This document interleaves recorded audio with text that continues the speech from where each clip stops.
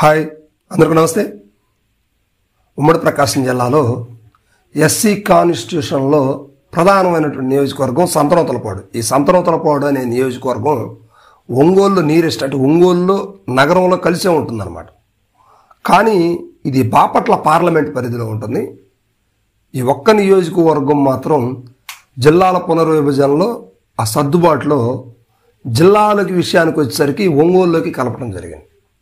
కానీ పార్లమెంటు స్థానం మాత్రం బాపట్ల పార్లమెంటు కింద ఈ అసెంబ్లీ నియోజకవర్గం ఉందన్నమాట. సో ఇప్పుడు బాపట్లకి ప్రస్తుతం ఇటీవల 2024 ఎన్నికలకు సంబంధించి గెలిచినటువంటి వ్యక్తి బిఎన్ విజయ్ కుమార్. మంచి విద్యావేత్త, యువకుడు. ఈయన మొట్టమొదటి రాజకీయ అరంగేటం 2009లో రాజశేఖర రెడ్డి గారి హయాంలో ఈయన సంతనూతలపాడు టికెట్ తీసుకొని అక్కడి నుంచి ప్రాతినిధ్యం వహించి గెలిచారు. అయితే ఆ తర్వాత 2014లో అనివార్య కారణాల వల్ల, అంటే రాజశేఖర రెడ్డి గారు చనిపోవడంతో అప్పుడు ఉన్నటువంటి రాజకీయ సంక్షోభం ఏదైతే ఉందో దానివల్ల రాజశేఖర రెడ్డి గారు లేకపోవడంతో ఈయన టీడీపీ నుంచి కంటెస్ట్ చేయాల్సిన పరిస్థితి ఏర్పడింది. అదే సంతనూతలపాడు నుంచి టీడీపీ నుంచి కంటెస్ట్ చేశారు. అప్పుడు వైఎస్ఆర్సీపీ తరపు నుంచి ఆదిమూలపు సురేష్ గారు అక్కడ గెలవడం జరిగింది. సో విజయ్ కుమార్ గారు అప్పుడు ఓటమి పాలయ్యారు. అదేవిధంగా మరలా 2019 కూడా టీడీపీ నుంచి బిఎన్ విజయ్ కుమార్ గారు అదే స్థానం సంతనూతలపాడు నుంచి పోటీ చేయడం జరిగింది. ఇక మరలా అప్పుడు కూడా అక్కడ ఉన్నటువంటి వ్యక్తి టీజీఆర్ సుధాకర్ బాబు గారు వైఎస్ఆర్సీపీ నుంచి పోటీ చేశారు. ఆయన మీద కూడా మళ్ళీ విజయ్ కుమార్ గారు ఓడిపోవడం జరిగింది.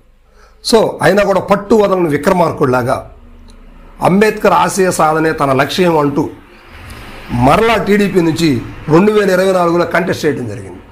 సో 2024లో భారీ మెజార్టీ, 30,000 మెజార్టీతోటి మంత్రి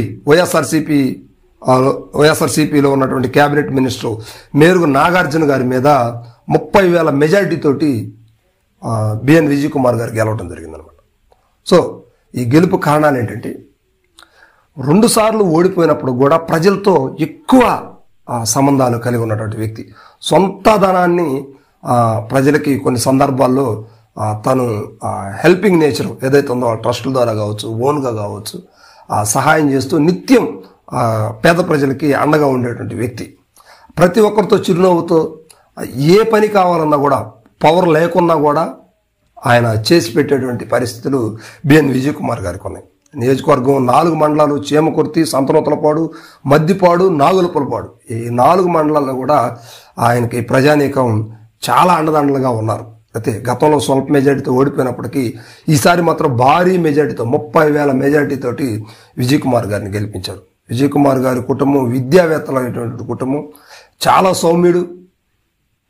అయితే పార్టీని నమ్ముకొని ఉన్నాడు కనుక ఈసారి ఖచ్చితంగా విజయం సాధించే దిశగా ప్రజలందరూ కూడా, అంటే వైఎస్ఆర్సీపీ ప్రజానీకం కూడా విజయ్ కుమార్ గారి మంచితనానికి సలాం కొట్టి ఓట్లు వేయడం జరిగిందనమాట.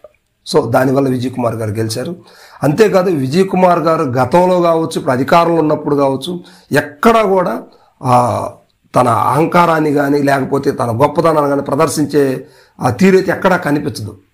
కేవలం సామాన్యుడిలాగా అందరికి అందుబాటులో ఉండేటువంటి వ్యక్తిగా ఉంటాడు.